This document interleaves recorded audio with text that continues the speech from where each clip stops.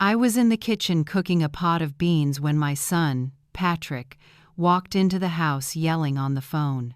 He was 34 years old but still lived with me.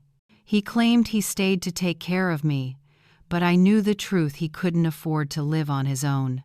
That day he was furious because his ex-wife, Rebecca, still hadn't received the child support payment for my 9-year-old grandson, Andrew. When I turned off the stove and asked if he wanted lunch, Patrick exploded. "You filthy old woman, can't you see I'm on the phone?" Then something happened that left me frozen. He spit right in my face. The drops rolled down my cheek while he kept screaming, "You're nothing but trouble. You should just sit in your corner and stay quiet." I wiped my face with my apron, swallowed my humiliation, and said nothing. "My name is Nancy. I'm 67 years old, and I've always been strong. I raised Patrick alone after my husband, Joseph, left when Patrick was 6. I worked as a seamstress for 38 years to give my son a decent life. I bought this small house in a modest neighborhood in Ohio with every dollar I could save, dreaming it would be a home filled with love and respect. But for the past 3 years, ever since Patrick's divorce and his move back in, this house has turned into hell. He treats me like a maid. He yells at me in front of Andrew, and I stay silent because of that child.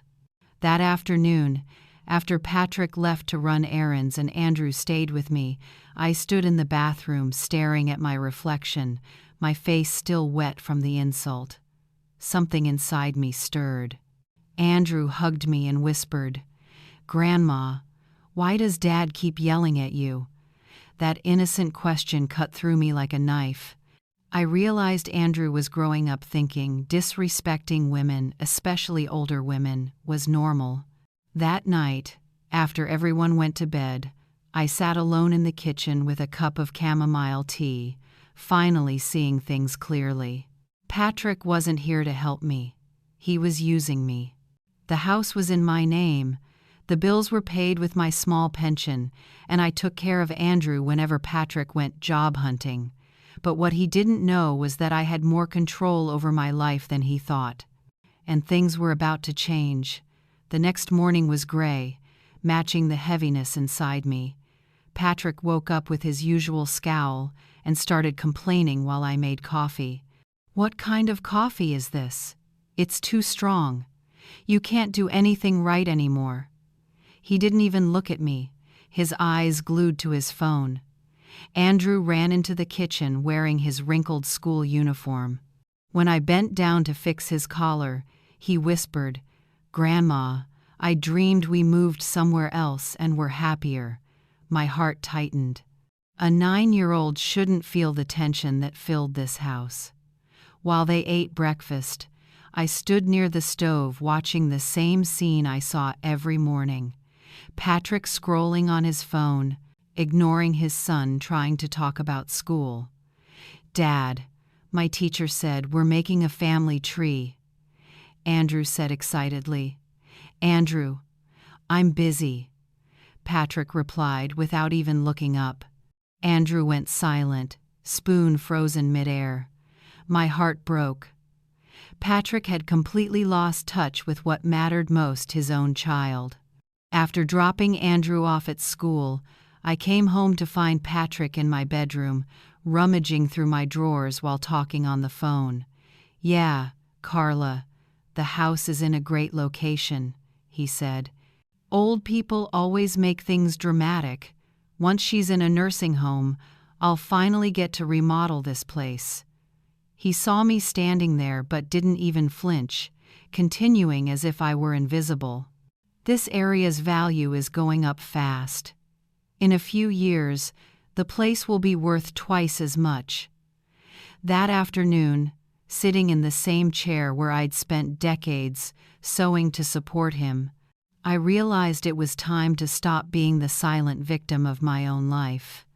A few weeks later, I saw more clearly how my family truly viewed me.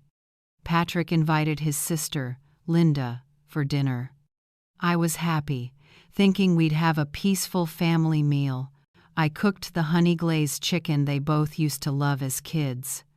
I set the table with my nicest dishes and wore the navy blue dress Joseph used to say looked beautiful on me. But when Linda arrived, the two of them closed the door to talk privately.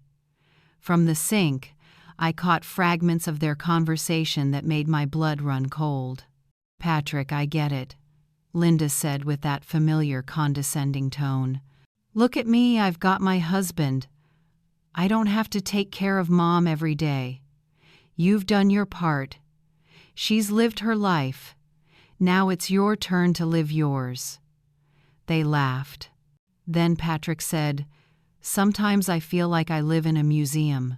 I can't move a thing, can't change anything, always have to be grateful because it's her house. I feel like a teenager being monitored."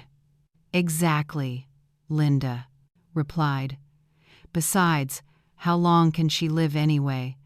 People reach 90 these days. Can you handle another 20 years of this?" My hands shook as I washed the same plate over and over.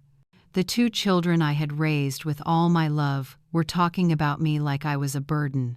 I wasn't paranoid, they truly saw me as an obstacle. When they came out and sat at the table, they put on their fake smiles.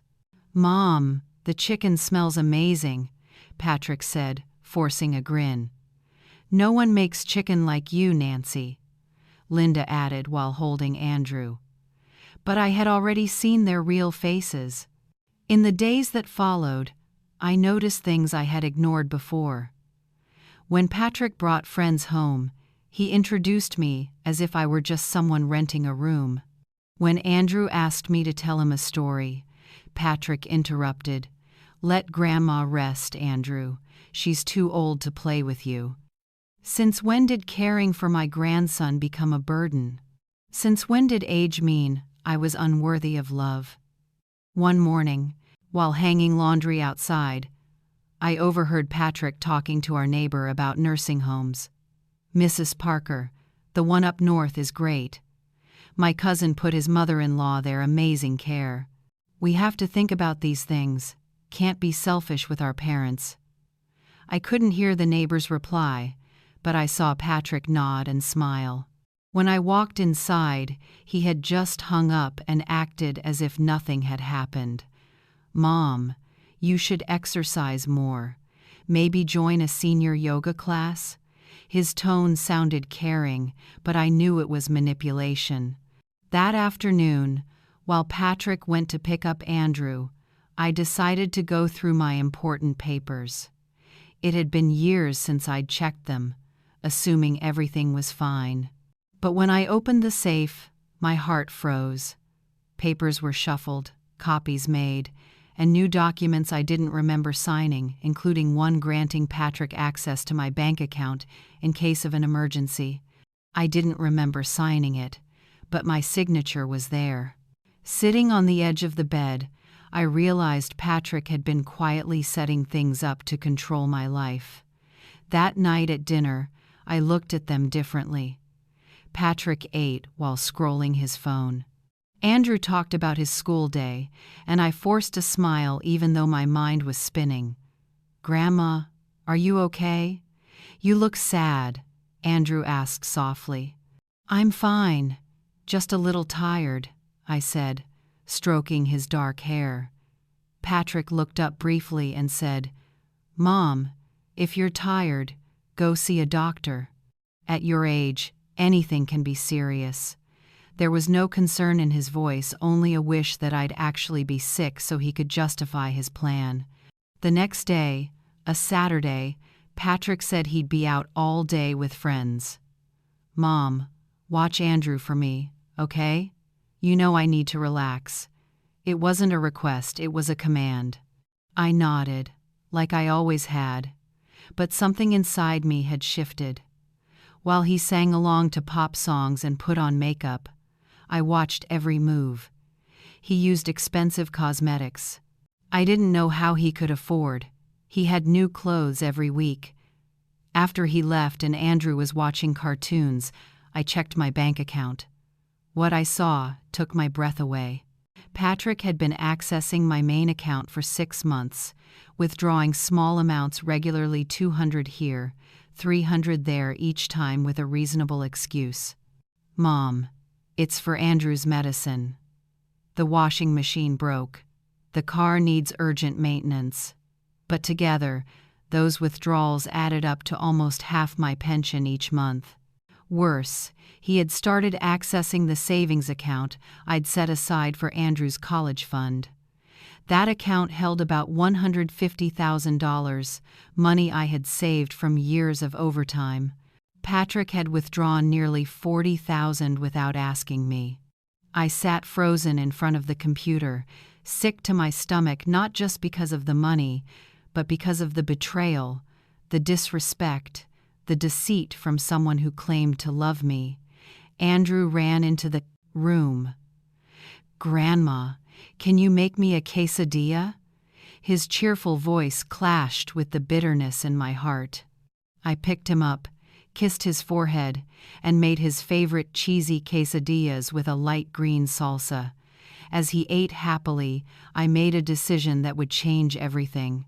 I could no longer be the submissive grandmother everyone took advantage of.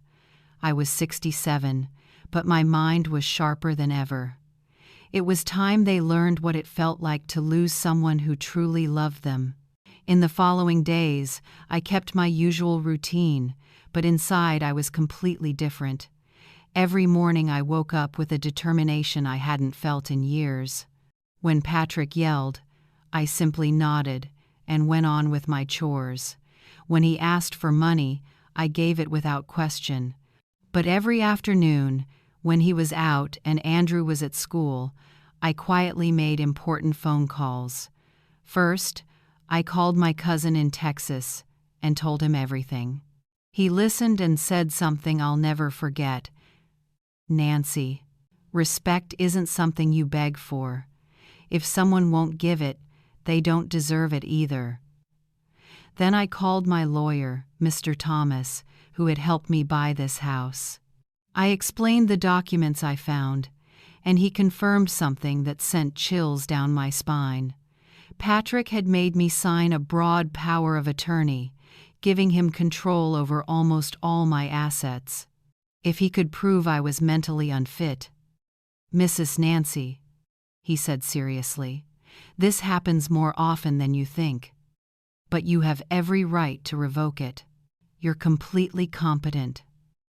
That afternoon, I left his office with a new folder of documents and a plan that would shake the life Patrick thought he controlled. On Friday evening, Patrick came home with news that made my heart turn cold. "Mom, I need to talk to you," he said while pouring himself a glass of water. "I've been thinking about your health, and I believe it's time we consider other options for your care." I sat down, pretending not to understand. "What do you mean, Patrick?" I asked softly. "Places with professional staff for seniors. You'd have friends your age, activities, doctors watching over you. You're always so lonely here." The irony. He barely spent 4 hours a day at home, the rest out with friends, shopping, or lying on the couch watching TV. I answered calmly, "This is my home. I bought it, I take care of it, and I've been happy here for 20 years. He sighed, as if speaking to a stubborn child. "Mom, I know you're attached, but you can't live alone. What if you fall? What if you forget to turn off the stove?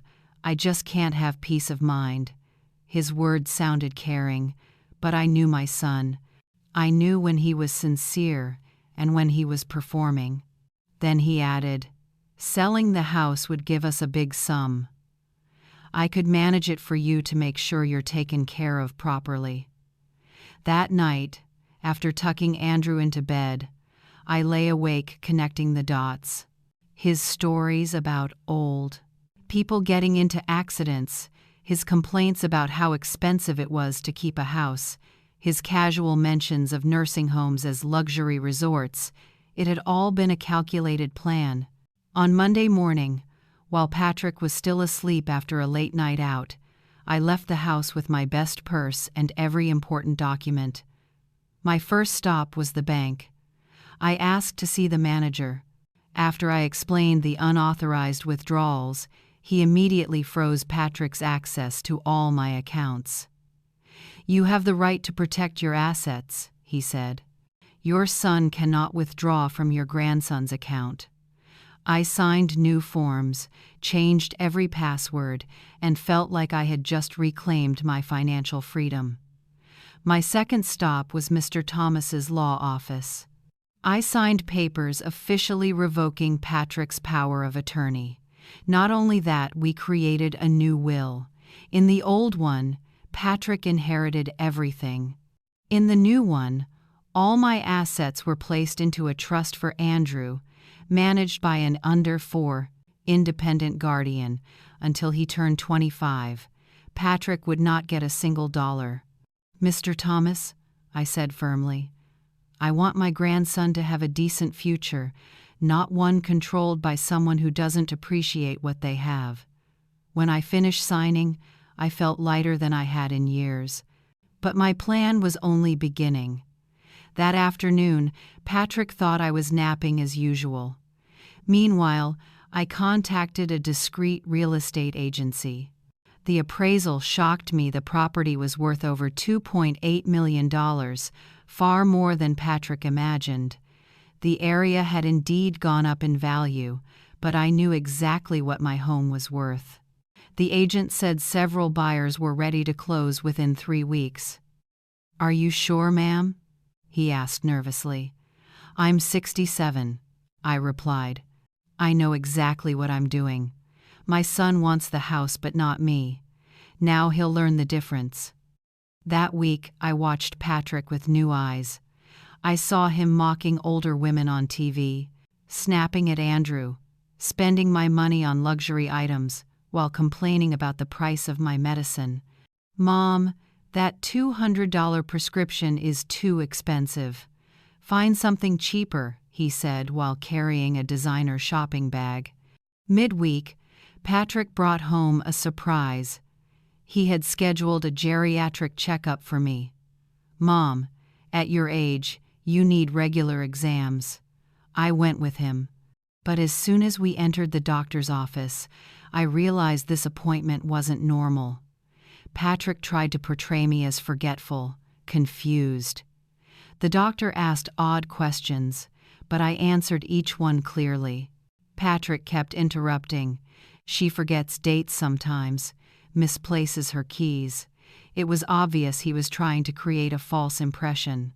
When we left the clinic, he was silent, frustrated that the doctor hadn't found a single thing wrong with me. On the drive home, he said, "Mom, you must have been nervous. You didn't sound like yourself." How ridiculous. He was trying to convince me that I was wrong, even though I had just proven the opposite. "Patrick," I said calmly, "my mind is perfectly clear." He didn't respond, just tightened his grip on the steering wheel. That night was the last dinner I would ever have with them in my own house. Patrick made a few quick sandwiches and said he had plans. Andrew was excited, talking about his science project. "Grandma, I made a real volcano. Will you help me with it?" "Of course." I smiled. Patrick rolled his eyes. "Andrew, your grandma's too old to bend over and do stuff like that. Ask your Aunt Linda." But Andrew shook his head. "I want Grandma to help." "I said no," Patrick barked. Andrew went silent, his eyes filling with tears. In that moment, I knew things had gone too far. It wasn't just about the money or the house anymore. Patrick was poisoning my bond with Andrew, teaching him that older people didn't deserve respect. That night, after helping Andrew finish his volcano, I made the most important decision of my life. I stayed up almost until dawn writing 3 letters, one to Andrew, explaining that everything I was about to do came from love, one to Patrick, telling him exactly what I knew and what would happen next, and one to myself listing all the reasons I deserved respect, all the times I had loved deeply, all the sacrifices I had made, and all the moments I had stayed silent when I should have spoken up. I wrote until my hands ached, until my tears ran dry, until I finally felt at peace. When the sky was still dark, I packed a small suitcase with only what truly mattered. A few favorite outfits, my mother's jewelry, photos of Andrew, and the small framed image of the Virgin Mary I had carried all my life.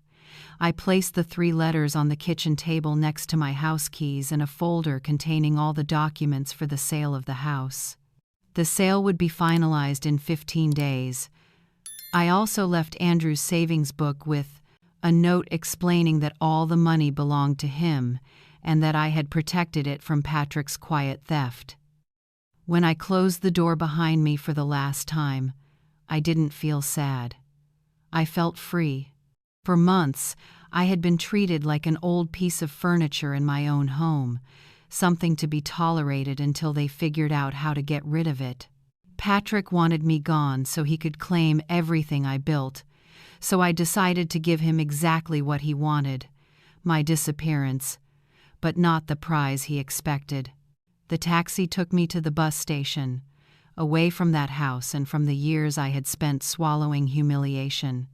When the driver asked if I was okay because he saw tears in my eyes, I smiled and said, "I'm perfectly fine, son. I really am." As the bus rolled toward Texas and the scenery blurred outside the window, I thought about what Patrick would find when he woke up, the letters detailing every wrong he had done, the folder showing that the house was no longer his free ride, the bank records exposing how he had stolen from Andrew's savings, and most of all my complete absence. No shouting, no pleading, no drama. Only the silence of a woman who had finally understood that dignity mattered more than clinging to a family that had already rotted from the inside. Patrick had often told me I was a burden that I just got in the way and should disappear. Well, he got his wish. But what he never imagined was that when I left, I would take everything of real value with me. When the bus reached Texas in the morning, my cousin Arthur was waiting at the station, smiling in a way I hadn't seen in years. "Nancy, you look different," he said, taking my suitcase. "You look lighter." He was right. I didn't have to tiptoe around my own home. His wife, Karen, hugged me tightly. "Stay as long as you need. This house is always open for you." That warmth nearly brought me to tears. It had been so long since I'd felt what family truly meant. They gave me a small, tidy guest room with a window facing a bright garden. During my first days in Texas, my phone wouldn't stop ringing. Patrick called every hour. At first panicked, then angry, then begging. I only listened to the messages I never answered. "Mom, you've lost your mind. You can't sell the house without asking me," he screamed in one. The next message was softer. "Mom, if I said something that hurt you, I'm sorry, but please don't punish Andrew. He needs you." Then came the threats. "What you're doing is illegal. I'll sue to stop the sale." Each message proved I was right. No real apology, no accountability, just fear of losing what he thought was his. On the 3rd day, I received a call from Mr. Thomas, my lawyer. "Mrs. Nancy, your son came to my office with another attorney. They're trying to block the house sale, claiming you're mentally incompetent." I chuckled. "Mr. Thomas, please show them all the medical reports you requested from me." "I already did, ma'am. The doctor confirmed you are completely sound of mind. They have no legal basis." The sale will proceed as planned." I hung up feeling a satisfaction I hadn't known in years. Patrick had completely underestimated his poor old mother. One afternoon, while I was helping Karen prepare dinner, my phone rang. It was Andrew crying, "Grandma, why did you leave? Mom said you're mad at me." His trembling voice made my own hands shake. "Never, sweetheart. I love you more than anything." "Then why won't you come back? I miss you helping me with homework." Karen noticed my tears and placed her hand gently on my shoulder. "Andrew, sometimes grown-ups have to do really hard things to protect the people they love. When will you come back?" The question broke my heart. "I don't know, honey, but you'll always be the most important person to me." After hanging up, I went to my room and cried, harder than I had in years. Not out of sadness, but out of anger. Anger at Patrick for using his son to manipulate me. Anger that Andrew had to suffer because of his mother's selfishness. Anger that after everything I had sacrificed, Patrick still couldn't see that I left to protect his own child. Karen knocked softly. "Nancy, may I come in?" She brought a cup of hot tea and sat beside me. "My sister went through something similar with her son. It hurts now, but you did the right thing." That night, lying on the new bed, I thought about everything. I remembered Joseph, the husband who left when Patrick was 6 because he couldn't handle fatherhood. I remembered the nights I stayed up until 3 a.m. sewing to pay rent on a tiny apartment in the working-class district. Patrick had been such a sweet boy then, always asking when his father would come back. I used to lie and say, "Soon, honey," because I didn't have the courage to tell him we'd been abandoned. I remembered when Patrick turned 15. I saved for 2 years to throw him a beautiful birthday party, rented a small hall, bought him a little suit that made him look like a young gentleman. That day, I felt every sacrifice had been worth it. "Thanks, Mom," he had said, hugging me tight. "You're the best mom ever." Those words once healed every wound. And yet, that same boy had once spat in my face. The next day, Arthur invited me for a walk around town. It had been so long since I'd taken a stroll without worrying about cooking or cleaning. We sat eating ice cream in the plaza, watching people pass by. Arthur asked, "Nancy, when was the last time you did something just because you wanted to?" I went quiet. I couldn't remember. My whole life had revolved around Patrick, then Andrew. But myself? I was nothing. I told Arthur, "I want to call my old friend Rose. We used to work together at the sewing factory." When I called and told her what had happened, she said right away, "Nancy, I'm glad you finally woke up. I always knew Patrick was taking advantage of you." She invited me to visit her in California. "I have a clothing shop here. You could help out a bit if you'd like. You need to meet new people, change your surroundings." That call made me realize how many opportunities I had turned down because of Patrick trips, joys, chances to live freely. I remembered when my best friend Teresa invited me on a cruise for her birthday. I refused because I couldn't leave Patrick and Andrew alone. But the truth was, Patrick only worked 4 hours a day, the rest he spent out with friends or at the gym. I had missed a dream trip just to take care of a grown man who never really needed me. On Saturday morning, while we were having breakfast on the porch, my phone rang again. It was Linda, Patrick's sister, her voice nervous. "Mom, where are you? Patrick's been looking everywhere for you." "I'm fine, Linda. Tell him to calm down. But Andrew's really sad. He keeps asking for you." "Linda," I said clearly, "Andrew is sad because his mother is using his feelings." Instead of telling him the truth, She's using his pain to guilt me into coming back."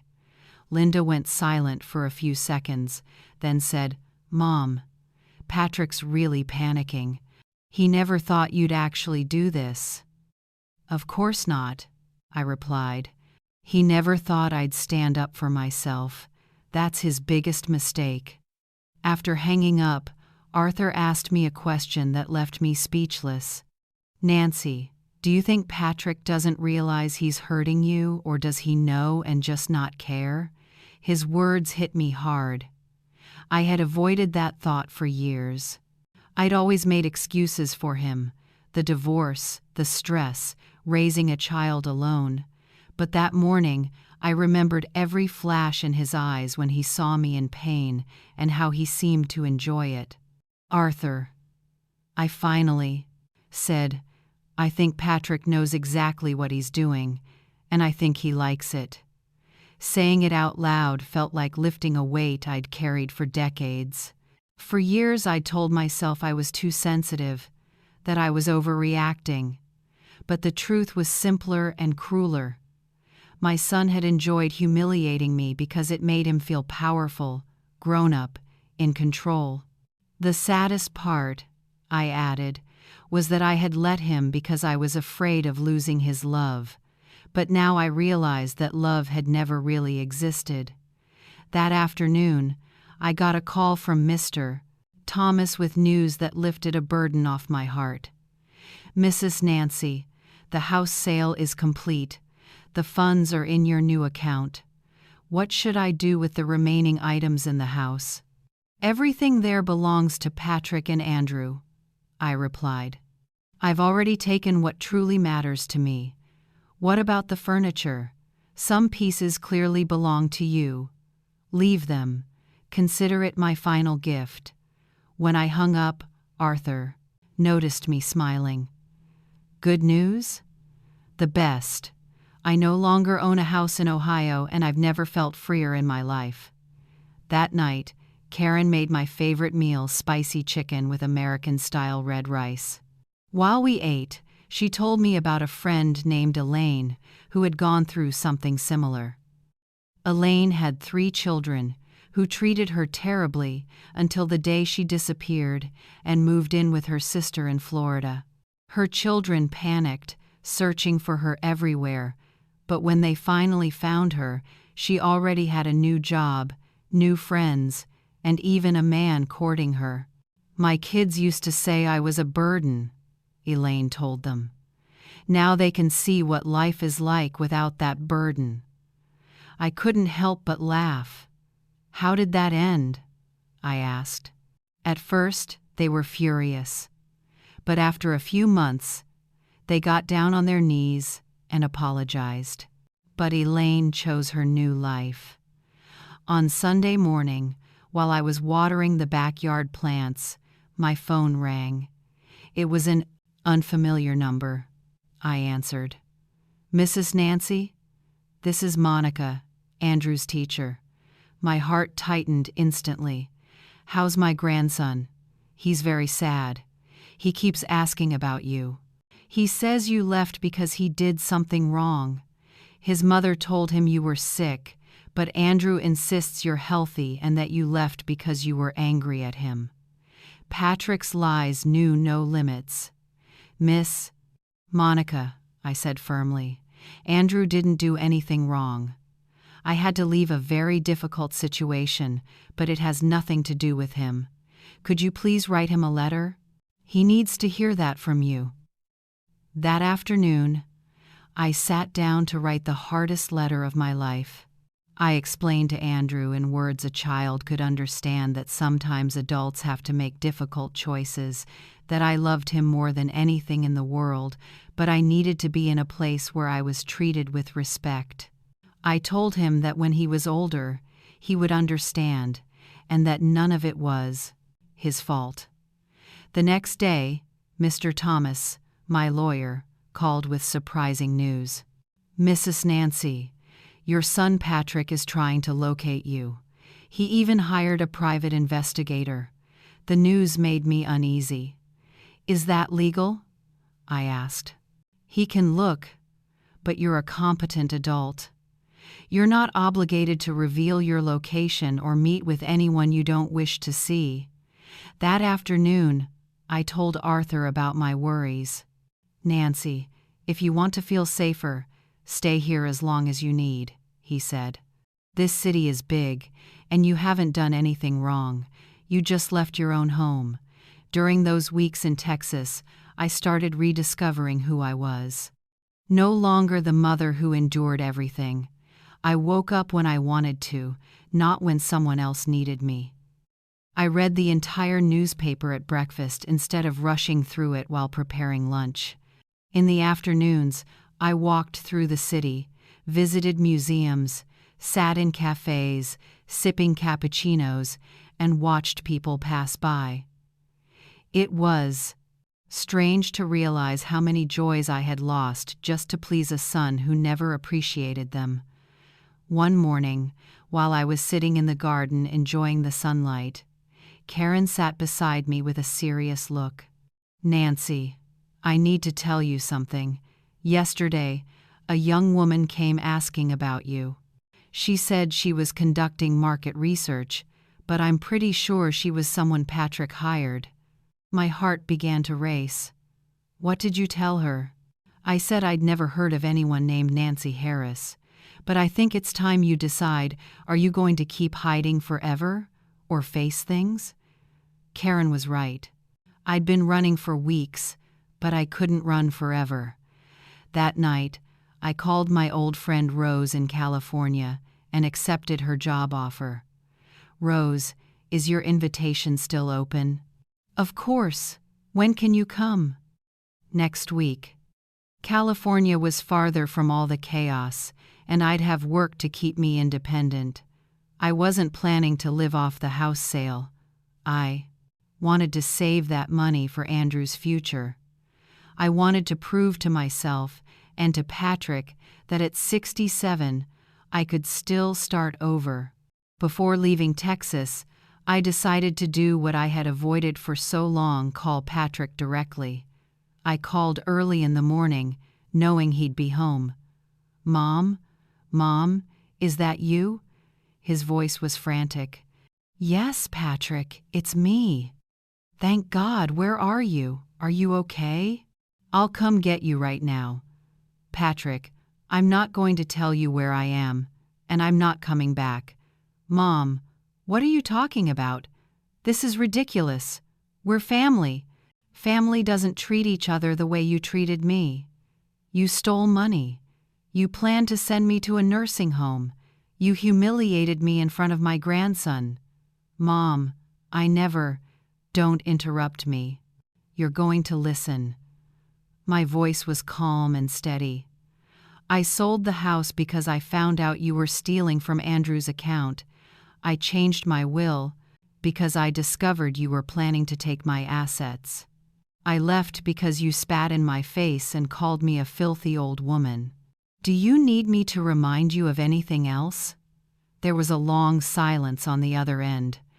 Mom, I was just stressed. The divorce, the money. Patrick, stress doesn't justify cruelty, and you're not struggling. You lived in my house for free, spent my money, and only worked part-time. What about Andrew? Are you punishing him for my mistakes?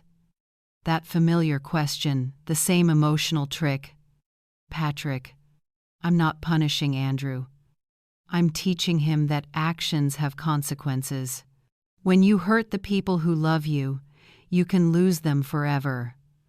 Mom, please come back. I swear I'll change. Patrick, you've been promising that for years, but the only thing you've done consistently is insult me. You said I was a burden and should leave. Well, you got what you wanted. When I hung up, my hands were trembling, but not from fear, from relief. Karen came over and hugged me. Nancy, you did the right thing. You spoke like a woman who knows her worth. That afternoon, I packed my things to leave for California. I didn't know what awaited me, but the unknown felt exciting instead of terrifying. The day before I left, I received an unexpected call. It was Linda, but this time her voice sounded different. "Mom, I need to tell you something important." "Go ahead." Patrick told me everything. About Andrew's money, the power of attorney, the spitting. "Mom, I didn't know it was that bad." "Linda, your brother's been treating me that way for years. This didn't just start now." "I know. And I'm sorry, I used to think you were exaggerating. But now I see how much you've endured. I want to apologize. And I understand why you left. I'm not sure I'd have the courage you did." That call made me realize something important. For years, everyone had known how badly Patrick treated me, but no one had ever stood up for me. It was easier for them to think I was too sensitive than to face the truth. Before hanging up, I said, "Linda, I hope this helps you treat your own mother better. Because children who watch people mistreat their grandmothers grow up believing it's normal to mistreat their mothers too." "You're right, Mom. I'll think about that a lot." On the morning I left Texas for California, I stood at the bus station, looking back one last time, not at the station itself, but at the entire chapter of my life I was closing. I had once been the perfect mother, the perfect grandmother, the woman who put everyone before herself, and in the end, I was spat on by the very son I loved most. But that humiliation woke me from a long, bitter sleep. It brought me back to myself at the moment I stepped onto that bus bound for California. I wasn't just carrying a suitcase of clothes. I carried the awakening of a woman who had finally learned that loving yourself isn't selfish, it's survival. When I arrived in California on a Tuesday afternoon, I saw Rose waiting at the station with a smile I hadn't seen in years. "Nancy, you look different," she said. "Like you're becoming yourself again." She was right. During those 5 hours from Texas, I felt every mile take me farther from Patrick and from the broken version of myself I had become.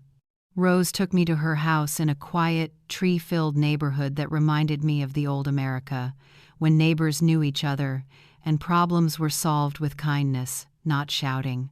The room she prepared for me was small but cozy, with a window overlooking a garden full of purple flowers. "Nancy, this is your home now. Next week I'll take you to see the shop. Working again will do you good." That night, as I unpacked my suitcase for the third time in a month, I realized something important. Each time I traveled, I brought fewer belongings but carried more confidence. I no longer needed the things I once thought defined me. The real me was slowly returning. Rose's clothing store was called Elegant and Timeless, specializing in fashion for women over 50. "Nancy," she explained as she showed me around, "you have no idea how many women our age want to look beautiful but can't find clothes that fit who they are. We don't sell teenage trends or outdated styles here, we sell real elegance." I was thrilled as I looked at the finely tailored dresses, well-made blouses, and elegant accessories. "So what will I be doing?" I asked. "You'll help customers choose outfits. Use your life experience to encourage them. Women our age aren't just buying clothes, they're buying back their confidence." My first day of work was a turning point. Around 10 a.m., a woman in her 60s walked in, well-dressed but clearly sad. "I need something to wear to a wedding," she said without enthusiasm. "A happy event, I hope?" I asked, as I led her to the formal wear section. "It's my oldest son's wedding, but his fiancée doesn't want me there. The invitation was out of obligation. I feel like an outsider." Her story broke my heart because I saw my own pain in her eyes. "What's your name?" I asked. "Margaret. "Margaret, you are not an outsider anywhere. You're the groom's mother. Let's find you a beautiful dress, so you can show up the way you deserve." It took us nearly an hour, but we found a navy blue dress, elegant, flattering, not overdone. When she tried it on and looked in the mirror, her whole face changed. "Is that really me?" "It's been you all along," I said softly. "You just needed the right dress to let it show." When she left the store smiling, Rose looked at me and said, "Nancy, you have a gift. You're not just selling clothes, you're giving women their dignity back." That afternoon, I realized that helping other women rediscover their worth was also helping me heal my own heart. In the first few weeks in California, I built a new rhythm full of energy. I woke up early, not because someone called me, but because I wanted to start my day. I enjoyed slow breakfasts, reading the news. I walked to the store, worked until evening, came home to read or watch movies. On weekends, I explored the city, visited museums, wandered through art districts, lit candles in churches. I was amazed to realize I had interests, opinions, and an independent life I had forgotten existed. One Saturday morning, while I was having breakfast at a cafe downtown, my phone rang. It was a California number I didn't recognize. I hesitated, then answered, "Mrs. Nancy Harris?" "Yes, this is she. I'm Mr. Martin from Andrew's school. I'm sorry to call unexpectedly, but we need to discuss your grandson." My heart went cold. "Is Andrew okay?" "He's physically fine, but his emotional state is worrying. Since you left, he's been withdrawn, quiet, crying often. Yesterday, he said something that really concerned us." "What did he say?" "He said that if he had never been born, you would still be happy with his mother." I felt like I was breaking apart. "No, that's not true. Andrew isn't to blame for anything." "We know," the teacher said gently, "but he's confused. His mother tells him one thing, and he believes something different about you. Could you come talk to him? You don't have to move back in, just help him understand." The request put me in an impossible position. I wanted to see Andrew more than anything, but I knew Patrick would use that visit to manipulate me again. That afternoon, I called my lawyer, Mr. Thomas, for advice. What if I go to see Andrew and Patrick tries to stop me from leaving? "Mrs. Nancy, you're a free person. No one can detain you against your will. If you'd like, I can come with you to make sure everything stays within the law. And if Patrick refuses to let me see Andrew, you're his grandmother. You have every right to see him, especially since the school itself is requesting it." I thought about it for several days. Rose told me I should go. "Nancy, that boy needs you, and you need to make sure he's okay." But when I called back to Texas, Karen urged caution. "Nancy, be careful. Patrick might use Andrew to pull you back in." They were both right. But in the end, my love for Andrew outweighed every fear. I decided to fly out for one day to see my grandson. On Friday morning, I boarded the first flight I'd taken alone in years. That small taste of freedom made me feel stronger. Mr. Thomas picked me up at the airport and drove me to the school. "Are you ready?" he asked. "I've never been more ready," I said firmly. The principal greeted us and explained the situation in more detail. When they brought Andrew into the room, my heart ached. He looked thinner, with dark circles under his eyes. The moment he saw me, he burst into tears and ran to hug me. "Grandma, you're not mad at me anymore." "I was never mad at you, Andrew. Never. But you left without saying goodbye." I lifted his chin gently. "Andrew, sometimes adults have to do hard things. I left because I wasn't being treated kindly at home. But that has nothing to do with you. You're the one thing I love the most. Then why won't you come back? Did you see how your father talks to me? He nodded slowly. Yes, it scares me. That's why I can't live there. No one should be yelled at or humiliated, Andrew. Everyone deserves to be treated with love and respect. But what if I promise that Mom will change? I hugged him tightly. People only change when they want to, sweetheart. No one changes just because they're told to. We held each other for a long time. Then he asked, "Can I call you?" "Of course, honey. Here's my new number." When we left the school, Mr. Thomas suggested we grab lunch before my flight back. During lunch, my phone buzzed nonstop. Patrick had learned I was in town and kept calling. I didn't answer but read a few messages. "Mom, I know you're here. The school called me. Come home. Let's talk. Don't leave again. Please." Every message only proved he still didn't understand that the problem wasn't about another chance, it was about respect. That afternoon, Mr. Thomas drove me to the airport.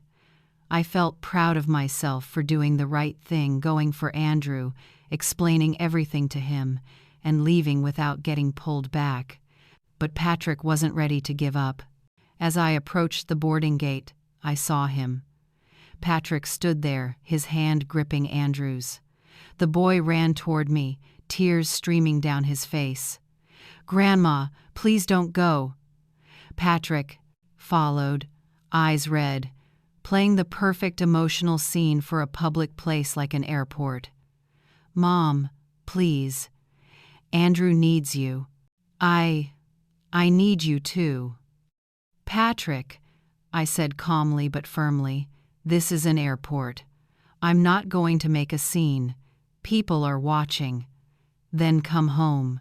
Let's talk like a family." "Patrick, I'm not saying another word until you truly understand what you've done wrong. I already apologized. What more do you want from me?" "I don't want an apology.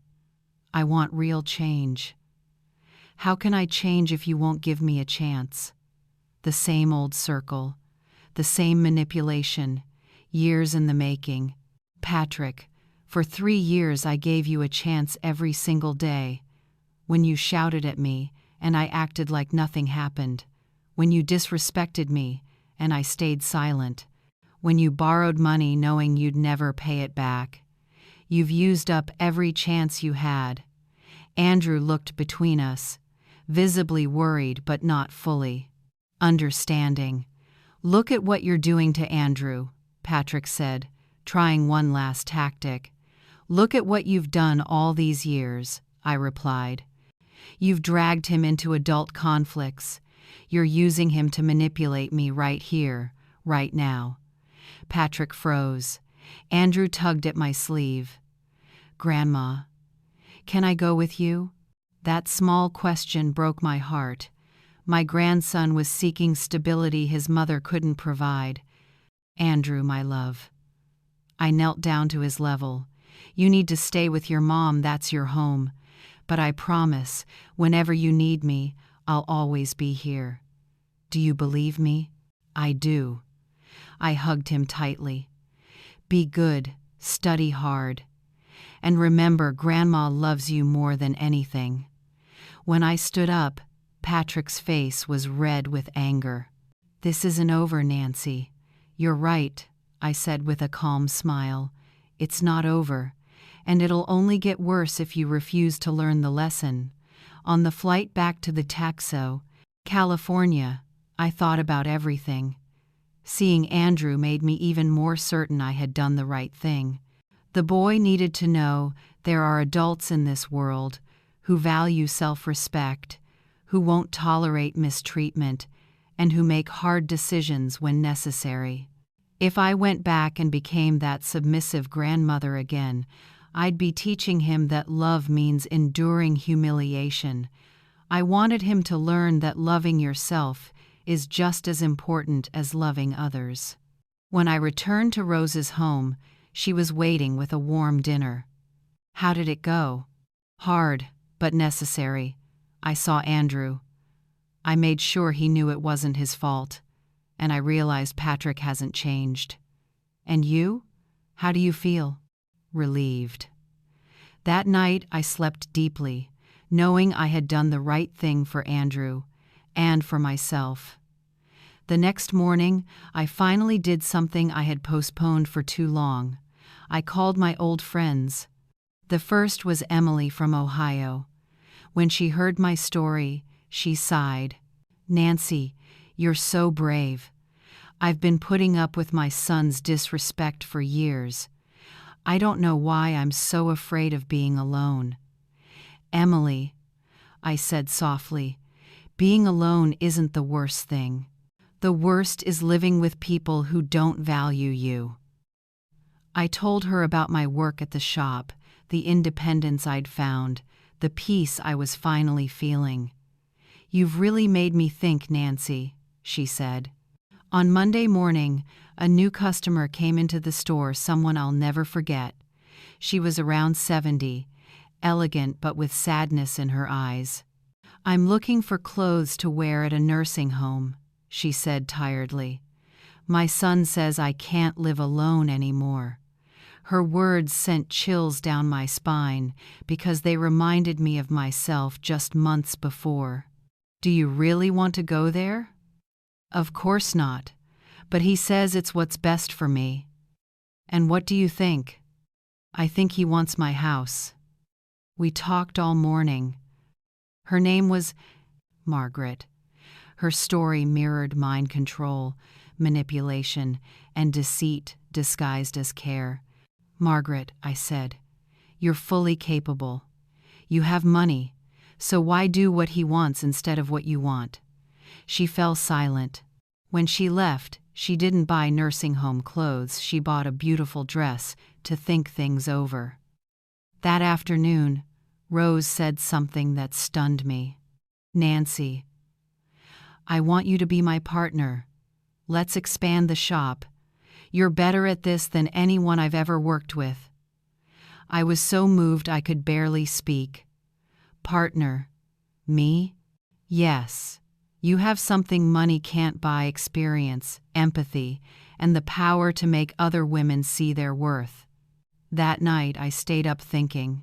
At 67, I had the chance to become a business owner, independent, building something of my own, something I'd never even dared to dream of because I had spent my whole life living for others. On Wednesday, while I was arranging merchandise, my phone rang. It was Andrew calling from school. "Grandma, are you still going to see me?" "Who told you otherwise, sweetheart?"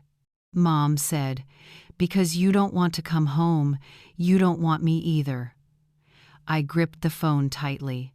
"Andrew, that's completely wrong. I always want to see you. I even want you to come here for the summer." "Really, Grandma, really. But you'll have to ask your mom for permission." He shouted with joy and hung up. Just a few minutes later, Patrick called, his voice full of anger. "How dare you put those ridiculous ideas in Andrew's head?" "What ridiculous ideas?" I just told him he could visit his grandmother. "I'm not crazy enough to let you take my son anywhere." "I'm not taking him anywhere. It's just a little vacation with his grandma, like everyone else does." "You're not like other grandmas. You abandoned your family." "Patrick, I didn't abandon anyone. I protected myself from an abusive son. Keep playing the victim. I don't have to play anything. We both know why I left." He hung up. But that evening, Andrew called again, his voice trembling. "Mom said you're dangerous. Is that true? What do you think, sweetheart?" "I think you're the best person in the world." "Good. Then believe what you know is true." That call confirmed something important. Andrew was starting to tell right from wrong. Truth from lies. That's a life skill he would need. On Friday, I gave Rose my answer.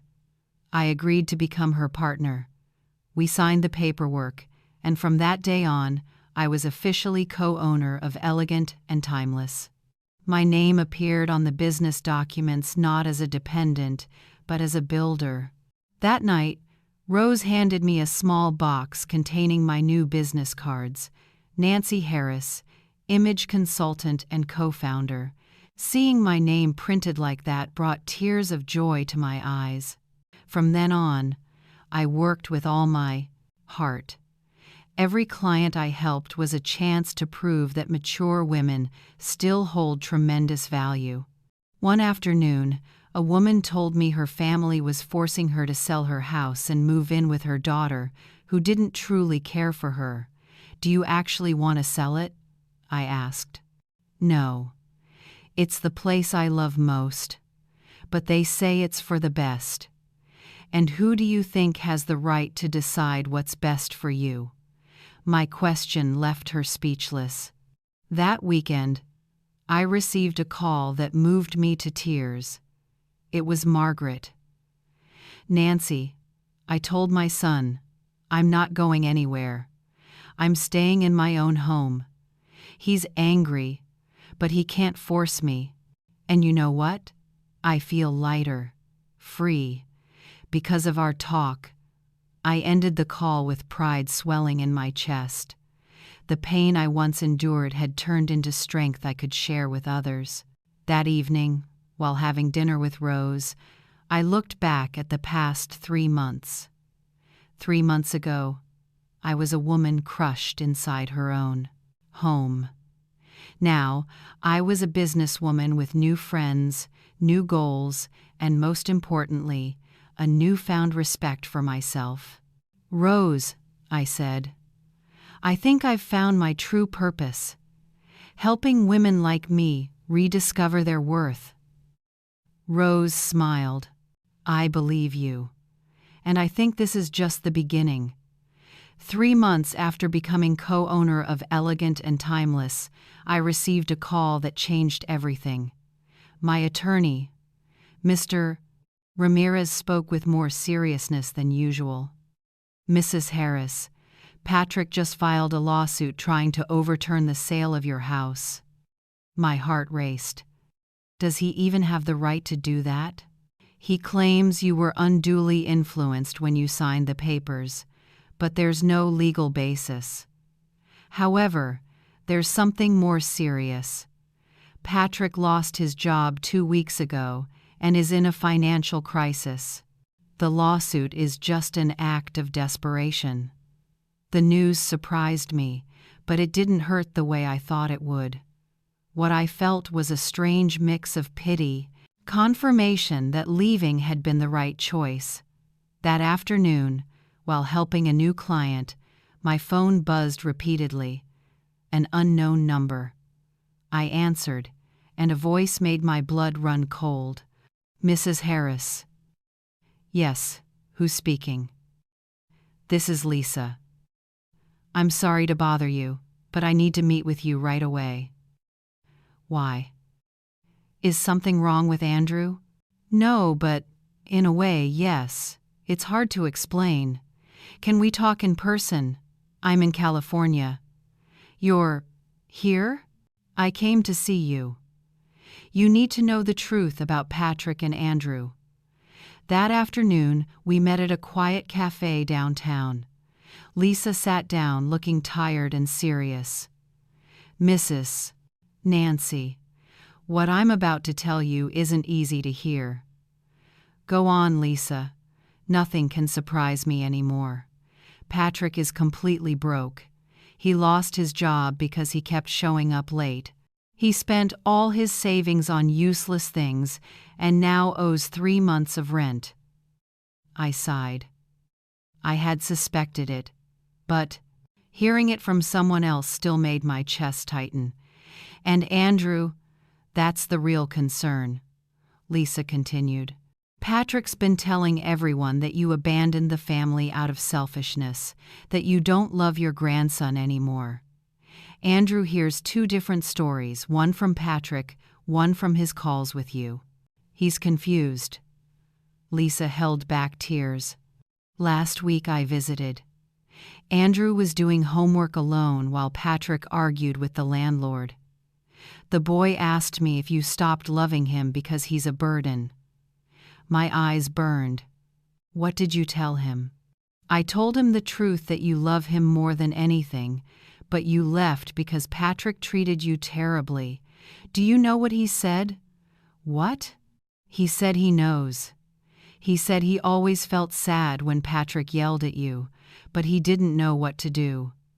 I covered my mouth, choking on tears. Lisa, why are you telling me this? Because Patrick asked me to convince you to come back. But after seeing the truth, I realized you deserve to know everything before deciding. And the truth is, Patrick hasn't changed, ma'am. He still blames everyone but himself. He's using Andrew as leverage to make you return. Lisa's words weren't new, but hearing them from an outsider made everything painfully clear. That night, I couldn't sleep.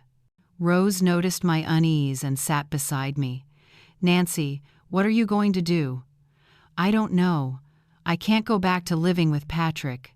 But I can't leave Andrew to suffer either. What if there's a third option? Rose asked. What do you mean? What if Andrew came to live with you here? A healthy environment. A fresh start. The thought filled me with both hope and fear. Would Patrick ever agree to that?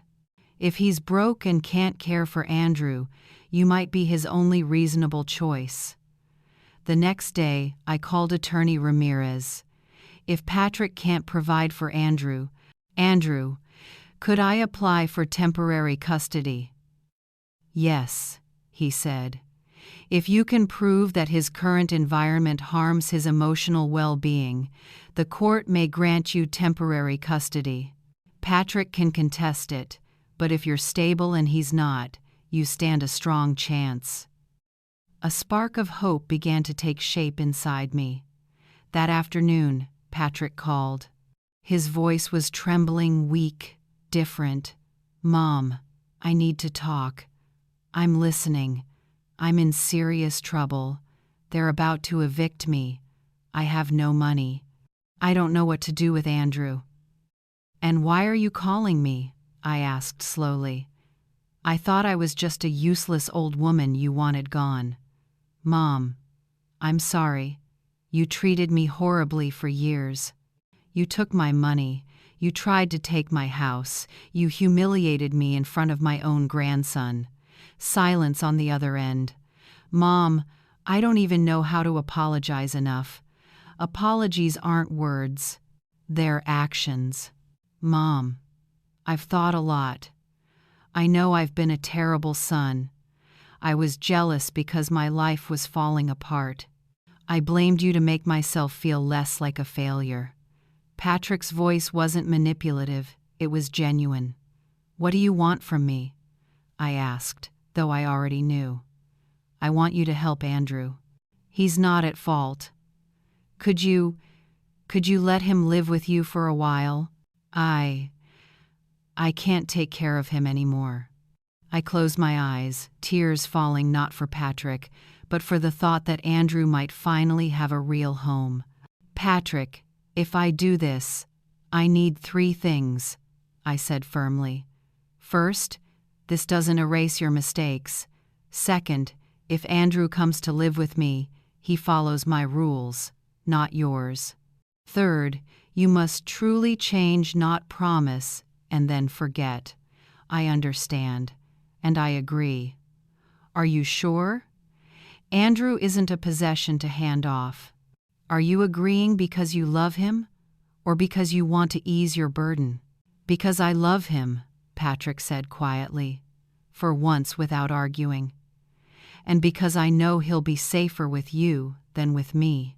2 days later, Patrick and Andrew arrived in California by bus. I saw Andrew step off first, looking calmer than before. Patrick looked exhausted, pale, with dark circles under his eyes from sleepless nights. When we hugged, it felt completely different. There was no tension, no defiance, just two people too tired to keep fighting old battles. Rose welcomed them warmly. She had prepared a spare room for Patrick and bought new toys for Andrew. During dinner, I watched them closely. Patrick treated Andrew more gently than before, less impatient, more attentive, more willing to listen.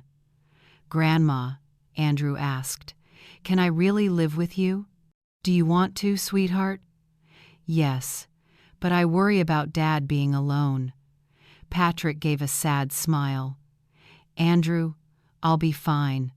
I need to fix my life. While I do that, staying with Grandma will be better for you. But you promise you'll fix it, right?" "This time, I really promise," Patrick said slowly. That night, after Andrew went to bed, Patrick and I talked for a long time. "Mom, I'm not asking you to forgive me right away. I just want you to know I'm going to try to change. Forgiveness takes time," I said.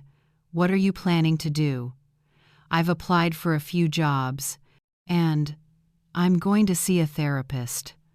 I want to understand why I became someone even I can't stand." I believed Patrick truly wanted to make things right, and for the first time in so long, I felt the future might actually be good, not because Patrick was changing, but because Andrew would finally grow up in a kind environment, and because I had found myself again. As time went by, I noticed my life changing day by day. But it wasn't until Patrick told me about the third part of his plan to make amends that I realized I was standing at a turning point. "Nancy," Patrick said, "I'm going to pay off all my debts, including the money I took from you. And, if you'll let me, I want to earn my place back in this family. Not like before, when I only demanded things, but as a son who truly respects and values his mother." His words made my heart tremble, as if I were holding the little boy he once was, but I kept myself steady. I had learned that beautiful words alone were never enough to guarantee change. "Patrick," I said softly, "I'm glad to hear that, but to trust you again, I'll need time and clear actions." "I understand, and I won't rush it. If it takes years for you to believe in me again, I'll accept that." I looked him in the eyes. "And what if I never fully get that trust back?" Patrick swallowed hard. "Then, at least I'll know I tried to make things right, and Andrew will grow up in a healthy home with you." The following days were filled with emotion. Patrick and Andrew stayed with me for a week. They saw me go to work at the boutique, saw what peace looked like in a house without shouting. Patrick took initiative, washing dishes, cleaning, taking Andrew to the park. Maybe he was trying to prove he truly wanted to change. "Mom," Patrick said one evening while we prepared dinner, "I never realized how much you did around the house. I used to think things just happened on their own." Andrew, meanwhile, blended into San Diego as if he'd always belonged there. He loved the room I'd prepared, adored Rose's little garden, and quickly made friends with the neighborhood kids. One afternoon, while playing outside, he asked, "Grandma, how come no one yells here?" "Because here, everyone talks to each other with respect, my love. I really like it here." That night, as I tucked him into bed, he asked in a tiny voice that cut straight through my heart, "Grandma, why did Mom used to yell at you?" "I don't know, sweetheart. Sometimes adults make very big mistakes." "Does she still yell now?" "I hope not, dear." On the last day of their visit, Patrick said something I never expected to hear. "Mom, I think Andrew should stay with you, permanently." "Are you sure?" "Yes. I've never seen him this happy. Here, he has stability, peace, and real love.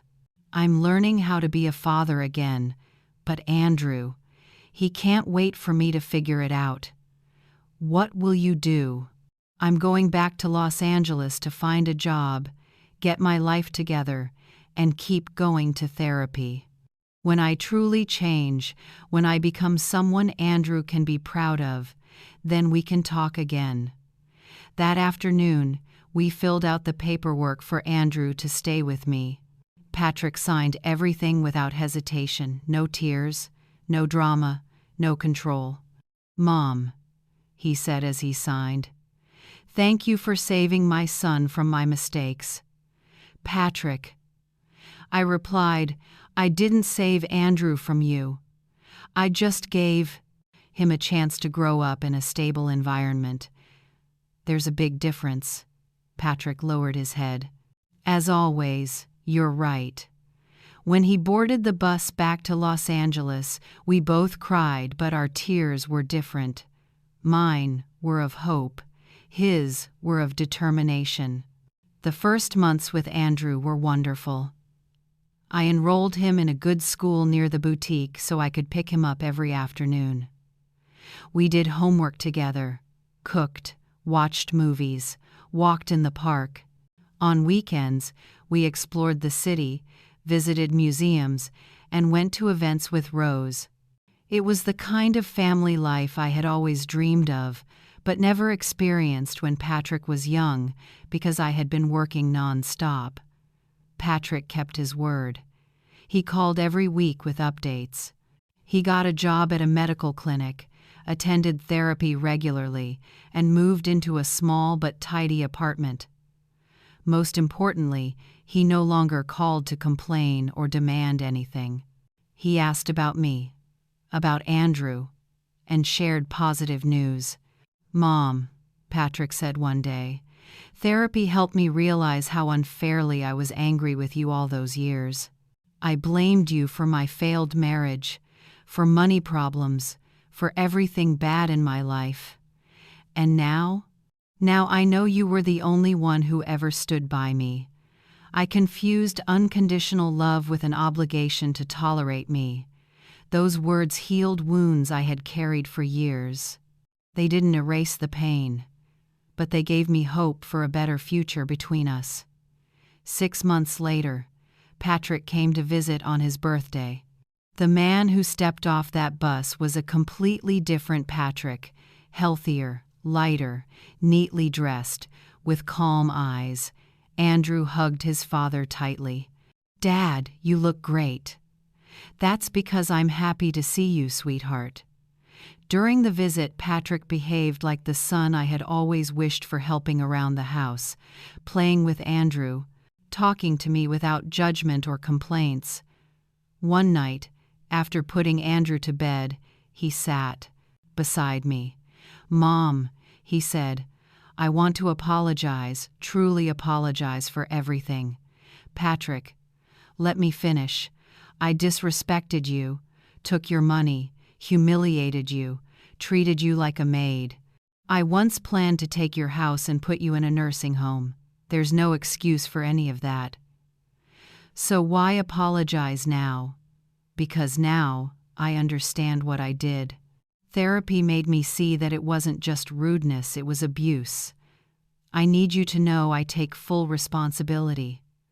I'm not asking for forgiveness or for things to go back to the way they were. I just want you to know I truly regret it, and I'll spend the rest of my life being better." I hugged my son without any barriers. In my arms was a grown, humble, healing Patrick. That night, lying in bed, I thought about how far I'd come. A year earlier, I had been humiliated and thrown out of my own home. Now, I was an independent woman, a successful business owner, a happy grandmother. I had lost a house, but gained a life. I had lost a toxic son, but found the one who was learning to heal. Most importantly, I had taught Andrew that love does not mean enduring pain, that walking away from what hurts you is an act of strength. 2 years later, My life in San Diego had become everything I'd dreamed of, but never dared imagine. Elegant and Timeless had opened 3 more branches. Our mentorship program for older women was so successful we had a 2-month waiting list. Every morning, I woke up feeling purposeful, no longer trembling like someone walking on eggshells. Andrew, now 11 years old, was a completely different child, confident, cheerful, polite, excelling in school, surrounded by friends. Watching him grow up in peace confirmed that every decision I had made was right. One April morning, while I was watering the flower trellises in the yard, a letter arrived. My hands trembled as I opened it. The San Diego Chamber of Commerce announced that Elegant and Timeless had been chosen as Outstanding Business of the Year for supporting older women.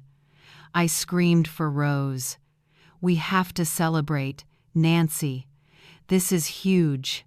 That afternoon, as we prepared dinner to celebrate, I realized I had found not just a new life but my true purpose. Andrew burst through the door, backpack bouncing behind him, face glowing. "Grandma, my project about women entrepreneurs won first place." He had chosen me as his subject. "Are you proud of your grandma?" I asked. "So proud." I told all my friends my grandma's a famous businesswoman. I hugged him tightly, my heart overflowing with pure joy, the joy of being seen, understood, and loved by the one who knew me best. That night, sitting outside with a cup of hot tea, I looked up at the stars. 3 years had passed since Patrick humiliated me and threw me out of my home. 3 years since I chose to walk away, to choose dignity, to choose freedom. 3 years to rebuild my life, rediscover myself, raise Andrew, and help dozens of women stand back up. And I knew one thing for sure: Patrick had kept his word. For the past 2 years, he had visited Andrew every 3 months, just as he promised. The most important thing was that my son learned how to be a father without trying to control his child, to love without possession, to be present without overstepping. "Mom," Patrick said during his last visit, "thank you for teaching me that sometimes loving someone means letting them walk the path they need to walk." One afternoon in May, while I was consulting a new client at the boutique, a woman walked in who immediately reminded me of myself 3 years earlier. She looked to be around 65, well-dressed but carrying the defeated expression of someone who had forgotten her own worth. Her shoulders drooped, and her voice was so soft it sounded like she was apologizing for existing. "I'd like to find something elegant but not too expensive," she said quietly. "I'd be happy to help." "What's the occasion?" I asked, using the gentle tone I always reserved for women who were hurting. "My children are moving me into a nursing home. They want me to look presentable for the interview there." Her words pulled me straight back into the past. "Do you actually want to go to a nursing home?" I asked directly. "Of course not, but they say I can't live alone anymore, that I've become a burden." "And what do you think?" "I think they want to sell my house and split the money, but if I say that, they call me a paranoid old woman." I invited her to sit in the small consultation corner Rose and I had designed for situations just like this. "What's your name?" "Carol." "Carol, are you still of sound mind?" "Completely." "Do you have your own finances?" "Yes. I have a pension and savings." "Then why do you have to do what your children want instead of what you want?" We talked for 2 hours. Carol's story was like looking into a mirror, adult children manipulating their parents, disguising control as concern, pressuring elders to live according to their will. But I also saw in Carol something I had once carried myself, a small but powerful spark that reignites when someone rediscovers their strength. "Carol," I said. "Do you know what you really need?" "What?" "A lawyer, not a new dress."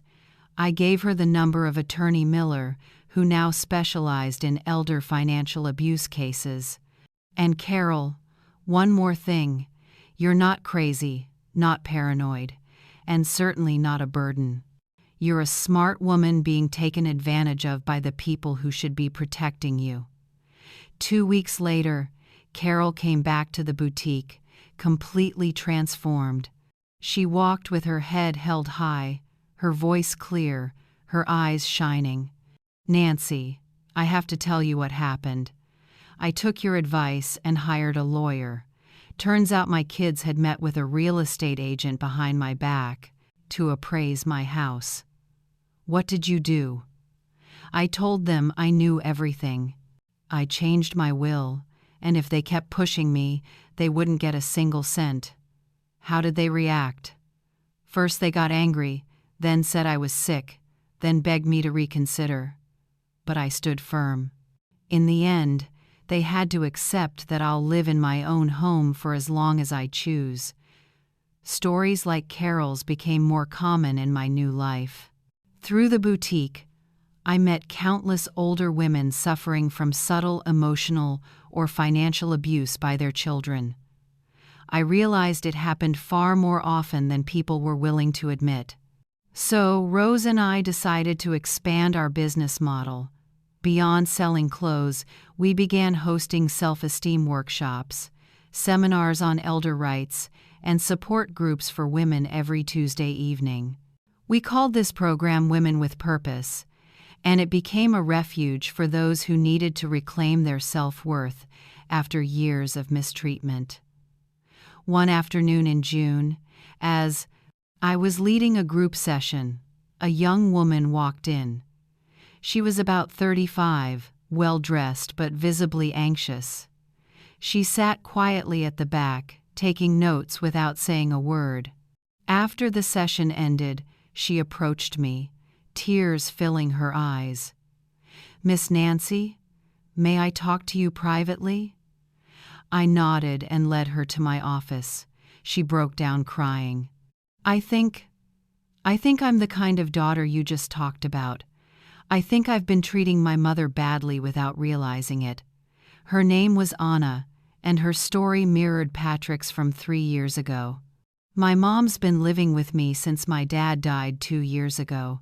At first, it was supposed to be temporary, but then I started treating her terribly. I yelled, ignored her, made her feel useless." "Why do you think you did that?" "Because my life's been falling apart. I got divorced, money's tight, and it's easier to take it out on her than to face my problems." "How does your mother feel?" "Sad, so sad. Yesterday I saw her crying in the kitchen, but she said it was nothing. We talked for an hour. I shared my own story not to judge, but to help her stop before it was too late." "Anna, your mother won't live forever. When she's gone, you'll have to live with the weight of this for the rest of your life. Do you think I can still make it right?" "Yes, but you have to truly change. Not just say you will. You need to deal with your own problems, respect your mother, and most of all, stop blaming her." Anna left with a list of therapists and promised to come back in a month. A month later, she returned with a well-dressed woman in her 70s, smiling warmly. "Miss Nancy, this is my mother, Mrs. Hope. She wanted to thank you in person." Hope hugged me and burst into tears. "You have no idea how much she's changed. She doesn't yell anymore. She asks for my opinion. She treats me kindly, as if I have my daughter back." Again, Anna had kept her promise. She went to therapy, treated her mother with respect, and stopped blaming the woman who gave her life. "Miss Nancy," Anna said, "you saved me from becoming someone I never wanted to be." Stories like theirs became the most beautiful part of my new life. Every woman I helped reclaim her dignity, Every child who realized their behavior before it was too late, every family that avoided breaking apart, each one reminded me that my pain years ago had not been in vain. I had endured, learned, and grown so I could reach out to other women who had lost their way. Life had turned my bitter experience into a gift of healing for those who needed to know they weren't alone, that they were worthy of respect. That August, I received a phone call that filled my heart with joy. It was Carol, the woman I'd met in my early days at the boutique, the one who had come looking for clothes to enter a nursing home. "Nancy, I have news," she said. "My son officially apologized for trying to force me to sell my house. He's in family therapy now, and we're rebuilding our relationship." "How do you feel about that?" I asked. "Free, respected, valued. My son talks to me like an adult now, not like a child. So what have you learned from all this? That I have to protect myself, no one can do it for me. And you were right. Love doesn't mean tolerating mistreatment." One September afternoon, as Andrew was doing his homework at the kitchen table, he asked me something that made me pause. "Grandma, have you forgiven my mom?" The question caught me off guard. "Why do you ask, honey?" "Because at school, we're learning about forgiveness. And I wanted to know if you've forgiven what happened." I sat beside him, choosing my words carefully. "Andrew, forgiveness is complicated. It's not like in the movies where someone says sorry and everything goes back to normal. So you haven't forgiven her? Forgiveness is a process. Your mom did things that hurt me deeply, but she's also worked hard to change. I'm on the path to forgiving her." "What does that mean?" "It means I'm no longer angry. I can be around your mom without feeling pain. I recognize her effort, but I don't forget what happened, and I keep boundaries to protect myself. If she ever mistreats me again, I'll have to make another hard decision, but I hope that never happens." "Grandma, I'm proud of you." "Why, sweetheart?" "Because you're strong. You don't let anyone treat you badly. You taught me to respect myself." His words made me realize that the most important lesson I had passed on to Andrew wasn't about forgiveness, it was about self-worth. In October, I received an invitation that moved me deeply. The University of San Diego asked me to speak to business students about starting a company later in life. It was recognition that my life story could inspire others. On the day of the lecture, the hall was full of young students in their 20s, listening closely as I shared my journey, how I started a business at 67 after a painful family crisis. "Mrs. Harris," one student asked, "what would you say to an older woman who's being mistreated at home and is afraid to stand up for herself?" "I'd tell her that fear is normal, but living forever in fear is worse than facing change. She deserves respect, she has choices, and it's never too late to start again." "And what would you say to children who mistreat their parents without realizing it?" "I'd tell them to open their eyes before it's too late. Parents won't be here forever. When they're gone, all that's left is regret for how badly they were treated." After the talk, many students approached me to share stories about their families, grandparents neglected, parents disrespected. I realized my story had touched them, and I hoped it might help some of them change the way they treat their elders. In November, Patrick came to celebrate Andrew's birthday. As always, he arrived on time, brought a thoughtful gift, helped with the party, and respected both my house and its rules. I watched how he interacted with Andrew present, caring, loving, but no longer controlling or desperate. He had finally learned what it truly means to be a father. That night, after putting Andrew to bed, Patrick said to me, "Mom, Every day I'm grateful for the decision you made 3 years ago. Why is that? Because you forced me to grow up. You made me face my own problems instead of blaming others. You pushed me to become the person Andrew needed me to be. Do you really think I had to leave for you to realize that? To be honest, yes. I was too comfortable taking my anger out on you, believing you'd tolerate it no matter what. If you hadn't set such firm boundaries, I never would have changed. And you don't resent me for that? No. I only resent myself for taking so long to see how badly I treated you. I regret that you had to reach that breaking point before I finally woke up. That was the first time Patrick ever called his behavior abuse. And in that moment, I knew he truly understood the consequences of his actions. In December, as we decorated the house for Christmas, Andrew asked a question that filled my eyes with tears of joy. "Grandma, can I invite my friends to our Christmas party? I want them to meet the best grandma in all of San Diego." That simple sentence was proof of everything. I had built a home filled with love, respect, and peace. "Of course, sweetheart. This is your home just as much as it's mine." The party was wonderful. 15 children and their parents came, filling the house with warmth and laughter. Many thanked me for my hospitality, but one mother said something that touched me deeply. "Mrs. Nancy, my son told me he wishes his grandma were as kind as you." Her words told me I had achieved something far greater than professional success. I had become a living example of self-respect and strength for a new generation. On New Year's Eve, as Patrick, Andrew, and I shared a quiet dinner, I looked back on the past 3 years. I had lost a house but found a home. I had lost the son who once mistreated me but found the son who was learning to heal. I had given up the false comfort of silent endurance, but I had gained the true peace that comes from self-respect.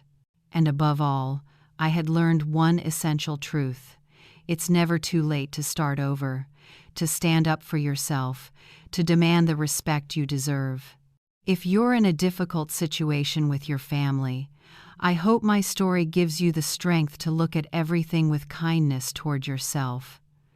Do you believe that sometimes we must step out of our pain to rediscover peace? Have you ever had to set boundaries with someone you love in order to love them in a healthier way? Share your thoughts in the comments below. I'd love to hear your story, because maybe your experience could help someone who's struggling the same way I once was. And if you want to keep walking with me through new journeys and lessons, stay with the channel so you won't miss the stories to come. Together, we're building a small, peaceful corner of the world, one where everyone deserves to be heard, understood, and free to be themselves.